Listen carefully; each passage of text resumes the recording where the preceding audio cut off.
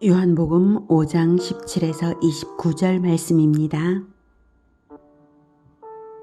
예수께서 그들에게 이르시되 내 아버지께서 이제까지 일하시니 나도 일한다 하시매 유대인들이 이로 말미암아 더욱 예수를 죽이고자 하니 이는 안식일을 범할 뿐만 아니라 하나님을 자기의 친아버지라 하여 자기를 하나님과 동등으로 삼으심이로라.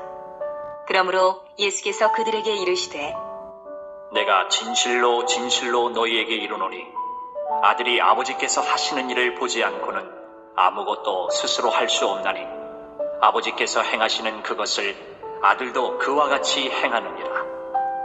아버지께서 아들을 사랑하사 자기가 행하시는 것을 다 아들에게 보이시고 또 그보다 더 큰 일을 보이사 너희로 놀랍게 여기게 하시리라. 아버지께서 죽은 자들을 일으켜 살리심같이 아들도 자기가 원하는 자들을 살리느니라. 아버지께서 아무도 심판하지 아니하시고 심판을 다 아들에게 맡기셨으니 이는 모든 사람으로 아버지를 공경하는 것 같이 아들을 공경하게 하려 하심이라. 아들을 공경하지 아니하는 자는 그를 보내신 아버지도 공경하지 아니하느니라. 내가 진실로 진실로 너희에게 이르노니 내 말을 듣고 또 나 보내신 이를 믿는 자는 영생을 얻었고 심판에 이르지 아니하나니 사망에서 생명으로 옮겼느니라. 진실로 진실로 너희에게 이르노니 죽은 자들이 하나님의 아들의 음성을 들을 때가 오나니 곧 이때라. 듣는 자는 살아나리라. 아버지께서 자기 속에 생명이 있음같이 아들에게도 생명을 주어 그 속에 있게 하셨고 또 인자됨으로 말미암아 심판하는 권한을 주셨느니라. 이를 놀랍게 여기지 말라. 무덤 속에 있는 자가 다 그의 음성을 들을 때가 오나니 선한 일을 행한 자는 생명의 부활로 악한 일을 행한 자는 심판의 부활로 나오리라. 사랑하는 형제 여러분, 5월 20일 목요일 새벽 묵상에 오신 것을 환영합니다. 예수님께서 명절에 예루살렘에 왔다가 38년 된 병자를 고치신 일로 유대 종교인들이 예수님을 박해했습니다. 마침 안식일이었기 때문에 안식일을 범한다는 이유였습니다.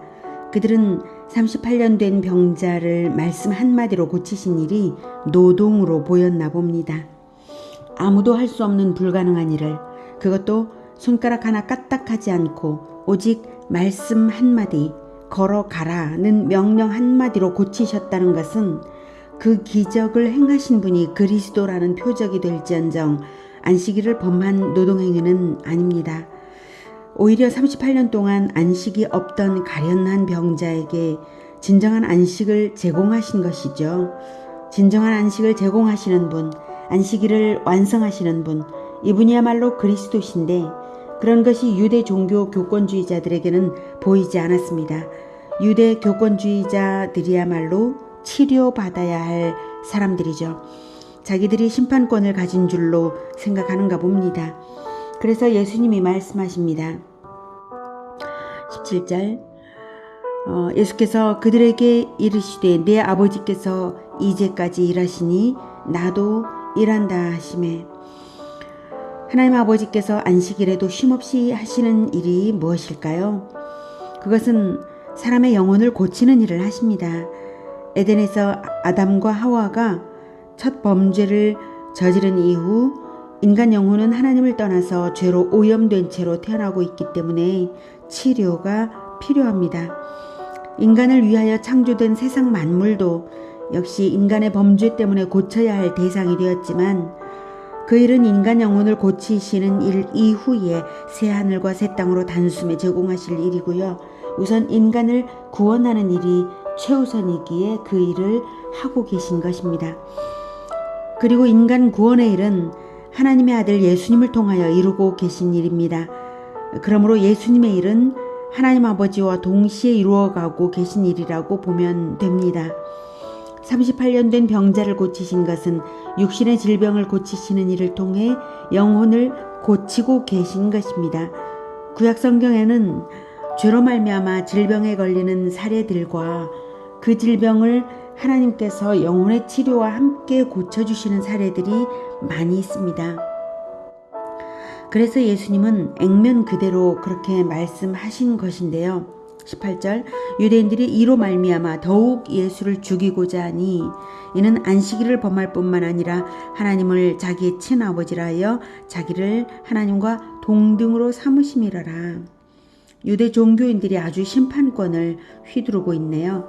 죽이고자 한다는 이것은 마귀에게 붙잡힌 뚜렷한 증상입니다. 자기들은 하나님 아버지를 위한답시고 그러는데요.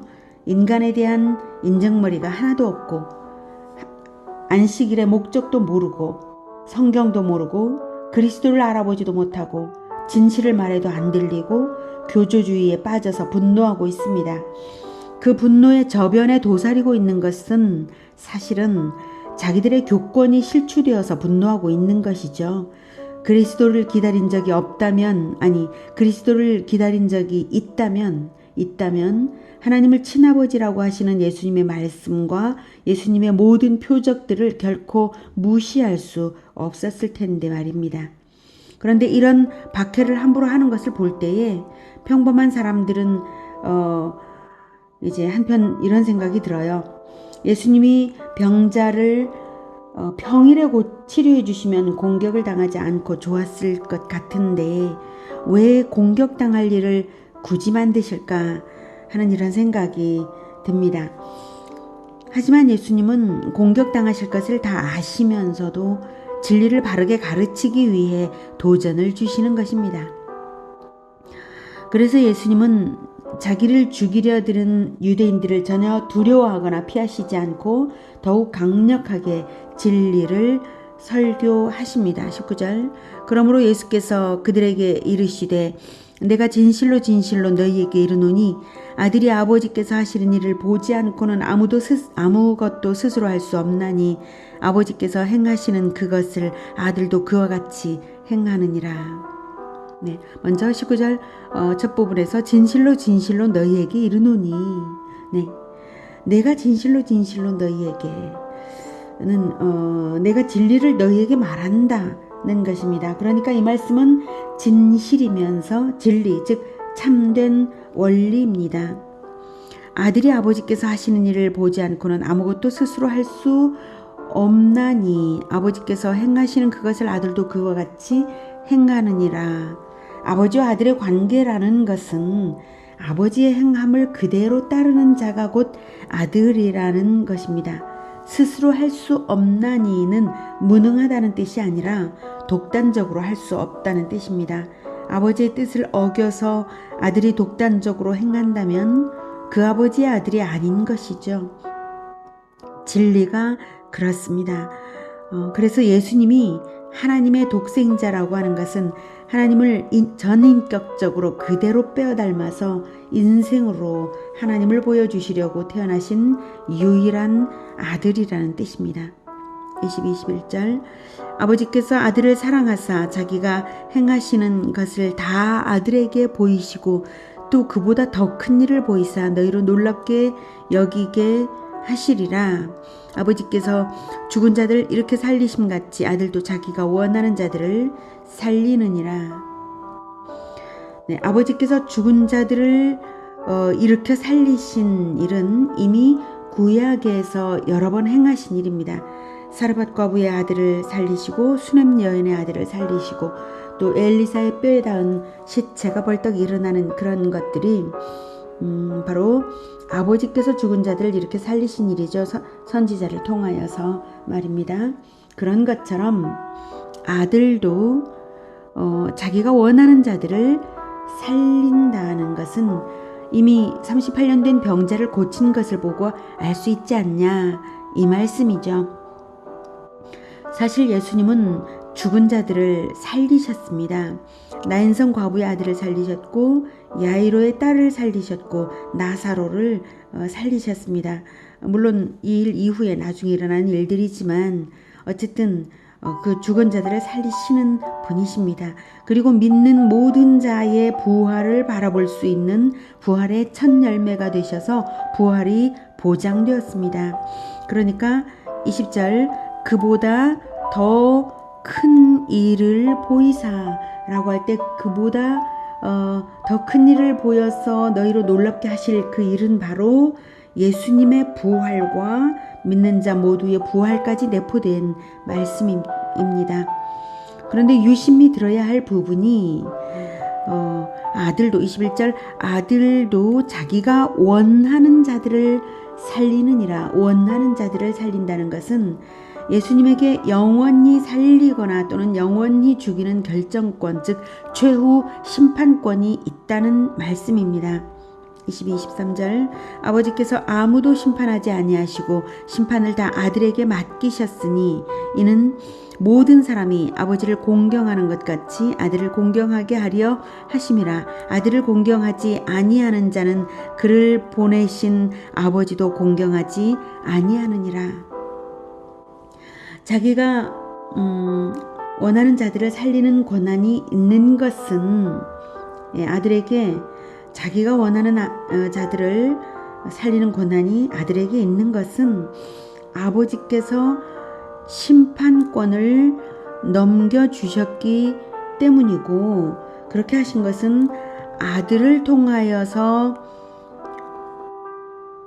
모든 믿는 자들의 진정한 공경을 받고자 하시기 때문입니다. 왜 아들을 통하여 진정한 공경을 받으시는가 하면 인류를 향한 하나님의 지극한 사랑이 아들의 생명까지 내어주신 것으로 증명되기 때문입니다. 아들은 아버지의 사랑을 자기의 죽음으로 증명하여서 하나님을 영광스럽게 함으로 그 아버지의 그 아들이고 유일하신 아버지의 유일하신 아들로서 유일한 인류 구원의 길을 내셨기에 인류는 아들을 통해서만 구원받고 하나님은 아들을 통해서만 진정 영원한 찬양을 받으십니다. 그래서 아버지는 인류가 하나님의 아들을 공경하게 하시는 것입니다. 24절 내가 진실로 진실로 너희에게 이르노니 내가 진리를 너희에게 말한다. 이렇게 말씀하시는 부분이 아주 중요하죠. 핵심입니다. 그리고 절대적으로 중요합니다. 진리를 말한다 라고 합니다. 내 말을 듣고 또 나 보내신 이를 믿는 자는 영생을 얻었고 심판에 이르지 아니하나니 사망에서 생명으로 옮겼느니라. 진실로 진실로 너희에게 이르노니 죽은 자들이 하나님의 아들의 음성을 들을 때가 오나니 곧 이때라. 듣는 자는 살아나리라. 영생을 언제 얻었나요? 과거형으로 표현하시네요. 영생을 얻었고 영생을 언제 얻었나요? 내 말을 들을 때입니다. 내 말을 듣고 또 나 보내신 이를 믿는 자는 영생을 얻었고, 이 말씀은 내 말을 들을 때, 내 말을 통해 나를 보내신 하나님을 믿을 때 영생은 시작되었다. 내 말이 믿는 자의 영혼에 장착된 생명이다. 이런 뜻입니다. 하나님의 아들의 음성은 곧 내 말, 예수님의 말씀에서 하나님을 알아보는 것이 바로 하나님의 아들의 음성을 듣는 거죠. 하나님의 아들의 음성을 진정으로 듣는 자는 자기 역시 그 아들의 아들이 되기 시작한 것입니다. 생명은 하나님에게서 예수님을 통해 듣는 자에게로 흘러가는 것입니다. 말씀이 생명입니다. 그래서 듣는 자는 살아납니다. 알아듣는 자는 살아납니다. 변화가 시작되는 것이죠. 살아났으니까요. 죽은 자들이 하나님의 아들의 음성을 들을 때에서 죽은 자들은 육신이 죽은 것이 아니라 영혼이 죽은 자들입니다. 영혼이 죽은 자들이 예수님의 말씀을 듣고 하나님을 발견하면 살아난 것입니다. 영생이 시작된 것입니다. 그 영혼이 재창조되고 있는 것입니다. 하나님의 말씀을 통해서요. 심판에 이르지 않게 되는 것은 사망에서 생명으로 옮겼기 때문에 생명책에 이름이 등록된 것이고, 또한 믿음의 실천으로 생명의 열매가 나타나 증명될 것입니다. 예수님의 말씀이 생명의 씨앗인 것입니다. 이것을 놓치지 마십시오. 이것이 핵심입니다. 26절 아버지께서 자기 속에 생명이 있음같이 아들에게도 생명을 주어 그 속에 있게 하셨고 네. 생명은 아버지에게서 아들에게로 주어지고 대대로 이어집니다. 육신의 생명만 그런 것이 아니라 영적인 생명도 그런 것입니다. 인간에게는 하나님께서 다른 모든 동식물들과는 다른 특별한 생명을 주셨습니다.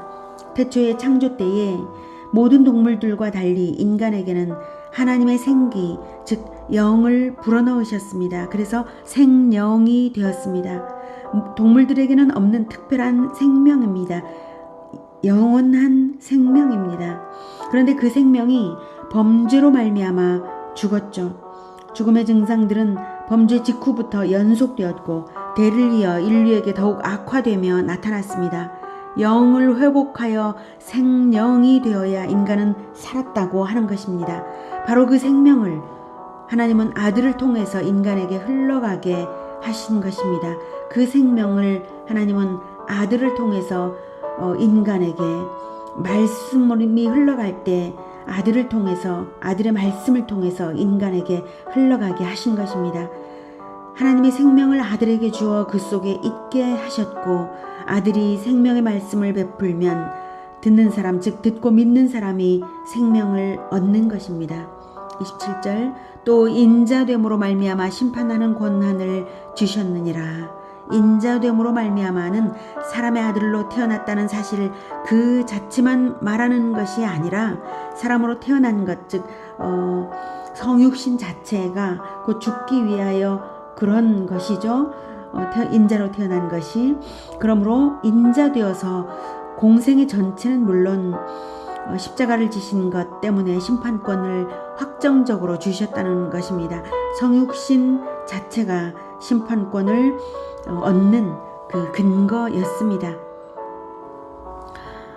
이를 놀랍게 여기지 말라. 무덤 속에 있는 자가 다 그의 음성을 들을 때가 오나니 그의 음성 예수님의 음성을 들을 때가 오나니 29절 선한 일을 행한 자는 생명의 부활로 악한 일을 행한 자는 심판의 부활로 나오리라. 이를 놀랍게 여기지 말라는 것은 예수님이 심판권을 가지신 것은 진리대로 되는 일이라는 것입니다. 그리고 부활과 심판의 때가 곧 옵니다. 29절을 유심히 들으시기 바랍니다. 선한 일을 행한 자는 생명의 부활로 악한 일을 행한 자는 심판의 부활로 나오리라. 선한 일을 행한 자는 악한 일을 행한 자는 예수님의 말씀을 들었다는 것은 마음에만 잠시 두었던 마음의 상태만을 말하는 것이 아닙니다. 명백하게 행위로 나타나는 것임을 말씀하고 계십니다. 믿음은 들음에서 나며 행함으로 나타나는 믿음만이 살아있는 믿음입니다.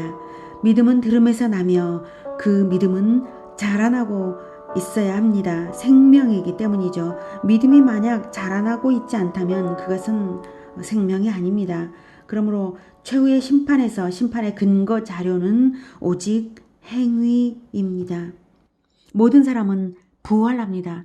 애초에 영원성을 가진 존재로 창조되었으므로 생명의 부활이든 심판의 부활이든 부활합니다. 결코 다시 죽지 못합니다. 예수님의 말씀을 들어서 생명을 얻은 자는 행위로서 평가되어 영생으로 들어가고 예수님의 말씀을 듣지 않은 자는 생명을 얻지 못하여서 행위로서 평가되어 영벌로 들어갑니다. 예수님의 말씀이 생명이고 생명은 행위로 평가됩니다. 지금은 예수님의 말씀이 선포되는 은혜의 때입니다. 부지런히 배우고 말씀이 늘 살아서 역사하며 생활 가운데 역사하며 행위로 나타나는 살아있는 믿음을 가진 우리 모두가 되기를 축복합니다. 기도하겠습니다. 하나님 감사합니다. 우리에게 예수님을 보내셔서 하나님의 아들을 믿을 수 있게 하시니 정말 감사합니다. 우리에게 믿음을 주셔서 하나님의 말씀을 깨닫게 하시고 성령을 보내셔서 하나님의 말씀을 깨닫게 하시고 그리고 그 말씀을 순종할 능력을 주셔서 감사합니다. 그러나 때로는 우리가 말씀만 듣고 행위로 나타내지 못할 때가 있습니다. 주님, 우리를 불쌍히 여겨 주시옵소서.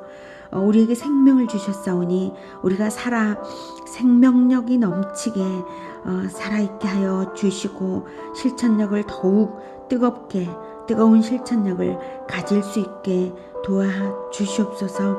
그래서 우리가 일상생활 가운데서 언제나 배우는 하나님의 말씀이 일상생활 가운데서 실천될 수 있도록 주님 도와주시옵소서. 우리가 그렇게 하겠습니다. 그리하여서 인생에서 실천이 열매가 충만하게 많아서 최후의 심판대에서 하나님께 영광을 올려드릴 수 있도록 주님 도와주시옵소서. 오직 생명은 예수님을 통하여서만 하나님께서 주시는 것입니다. 그 생명을 우리에게 주신 것을 정말로 감사드립니다. 예수님의 이름으로 기도드립니다. 아멘. 이어지는 시간은 개인 기도 시간입니다.